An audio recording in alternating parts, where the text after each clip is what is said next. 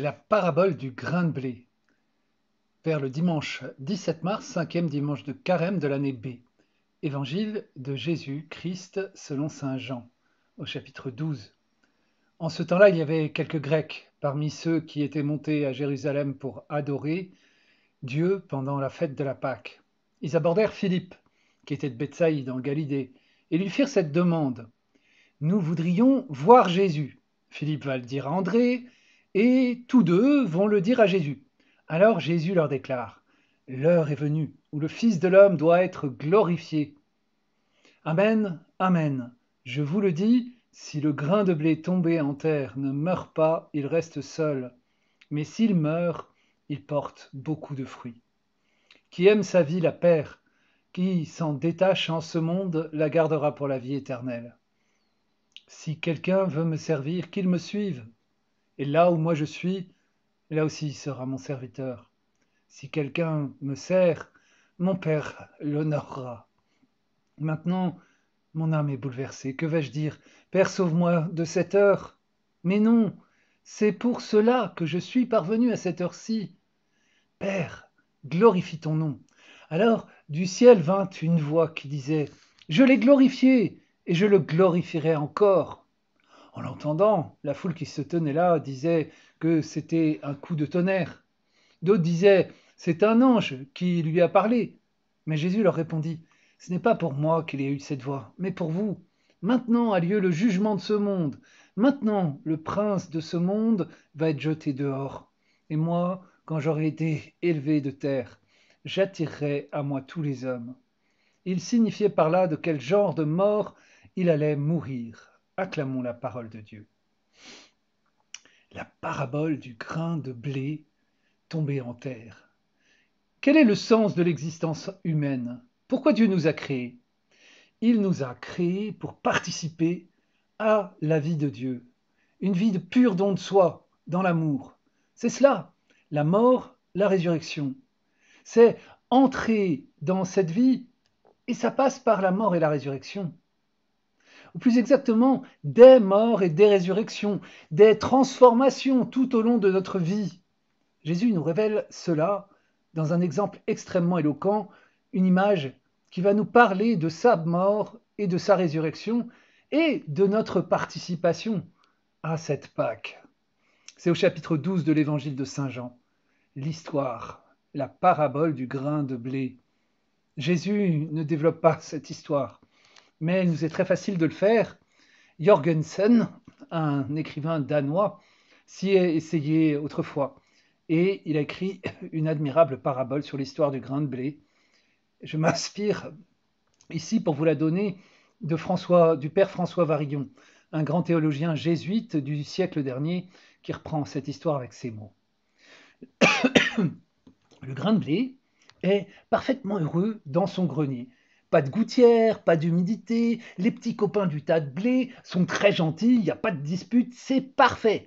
Permettez-moi de dire petit bonheur de grain de blé dans un grenier. Transposé, bonheur de l'homme, honnête, aisance financière, succès dans les affaires, bonne santé, et ainsi de suite. Comme on dit, il a tout pour être heureux. Certes, nous ne devons pas mépriser le bonheur humain. Je vous souhaite à tous d'être heureux de ce bonheur-là, bonheur d'un grain de blé dans son grenier. Mais tout de même, c'est un petit bonheur au regard de ce que nous devons être pour toute l'éternité. J'imagine que ce grain de blé est un grain de blé très pieux. Il remercie Dieu, Seigneur, je te remercie de ce que tu me donnes, ce bonheur qui fait que je suis tellement heureux dans mon grenier et je souhaite que ça dure toujours, toujours. Il a raison de remercier Dieu. Seulement, attention, il ne faudrait pas que ce grain de blé s'adresse à un Dieu qui n'existe pas. Or, un Dieu qui serait que l'auteur et le garant du petit bonheur de grain de blé dans un grenier, même si ce bonheur est tout à fait légitime, eh bien, un tel Dieu n'existe pas. C'est une idole. C'est précisément le Dieu nié par beaucoup d'athées qui sont nos contemporains. Pourquoi nous dire qu'ils ont tort? Et si le grain de blé s'obstine à chanter des cantiques, je prends ma plume et j'écris un traité pour parler de l'illusion des croyants. Un jour, on charge le tas de blé sur une charrette. Et l'on sort dans la campagne. La campagne est encore plus belle et plus agréable que le grenier. Ainsi, devant le ciel bleu, le soleil, les fleurs, les arbres, les plaines, les montagnes, le grain de blé remercie Dieu de plus belle, Seigneur. Je te remercie, tout ça est tellement beau. Il a raison, il faut remercier Dieu des belles choses qui sont ici-bas. Mais il est toujours un grain de blé, un grain, un Dieu qui ferait que le grain de blé reste grain de blé, un Dieu qui maintiendrait le grain de blé dans un grenier sans aucune espèce de fécondité. Un tel Dieu n'existe pas. On arrive sur la terre fraîchement labourée. On verse le tas de blé sur le sol, petit frisson, c'est frais, peu importe, c'est agréable, une nouvelle sensation. Mais voici qu'on enfonce le grain de blé dans la terre. Il voit plus rien, il n'entend plus rien, l'humidité le pénètre jusque dedans de lui. Le grain de blé qui, par la mort inévitable, est en train d'être transformé, de devenir ce qu'il doit être, c'est-à-dire un bel épi. Eh bien, dans ce moment-là, il regrette le grenier où en effet il était très heureux, mais heureux d'un petit bonheur humain. À ce moment précis, il dit ce que disent autour de nous des millions d'hommes. Si Dieu existait, de telles choses n'arriveraient pas. C'est dommage car c'est précisément là qu'il s'agit du vrai Dieu, le Dieu qui le transforme pour le faire passer de l'état de grain de blé à l'état d'épi. Ce qui n'est possible que par la mort, par une transformation. Le seul Dieu qui existe est celui qui nous fait croître, passer d'une condition simplement humaine à une condition d'homme divinisé, d'homme vivant dans l'amour. Telle est notre histoire à toutes, l'histoire de la condition humaine. Il n'y a pas de croissance sans transformation. Il n'y a pas de transformation sans mort et nouvelle naissance, c'est-à-dire sans participation à la mort et la résurrection du Christ. Cette participation à la victoire sur la mort se propose à nous dans nos décisions quotidiennes, petites ou grandes. C'est là, dans les choix quotidiens, que j'ai à faire, que le Christ ressuscité vient me rejoindre et m'offre de passer avec lui à une vie nouvelle.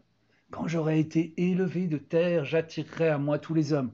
Jésus, élevé de terre sur la croix et élevé de terre par sa résurrection, nous attire à sa vie, à la vie dans l'amour, à la vie de don de soi. Cette attraction se fait par l'Esprit Saint, qui vient nous inspirer dans nos décisions, nous souffler le choix d'aimer, le choix de nous donner par amour.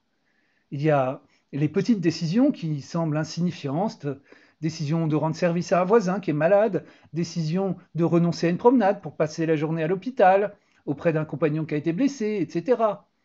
Et puis, si on disait pour des enfants, décision de céder ma place dans un autobus, dans un train, décision de prendre le plus petit morceau de viande dans le plat pour laisser le morceau le plus gros à celui qui vient après moi, etc., etc. C'est un sacrifice, c'est une mort. Faire cela pour l'enfant, pour l'adulte, c'est mourir déjà à son égoïsme. Et puis, il y a les grandes décisions qui orientent toute une vie.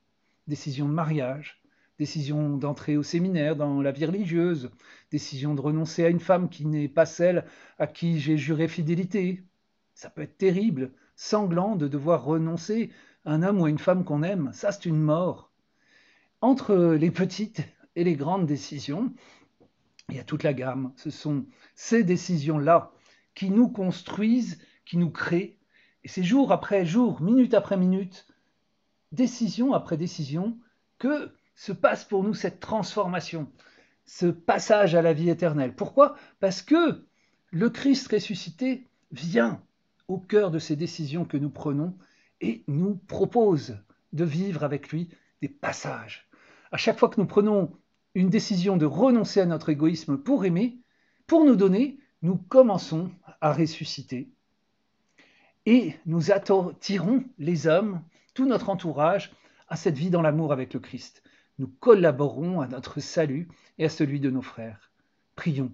Seigneur, sois béni pour la liberté que tu nous donnes, où tu nous offres le choix de la vie avec toi, de la vie dans l'amour ou de la mort enfermée dans mon égoïsme. Merci pour la joie que tu mets dans nos cœurs à chaque décision d'aimer. Merci pour ton amour qui nous attire à toi.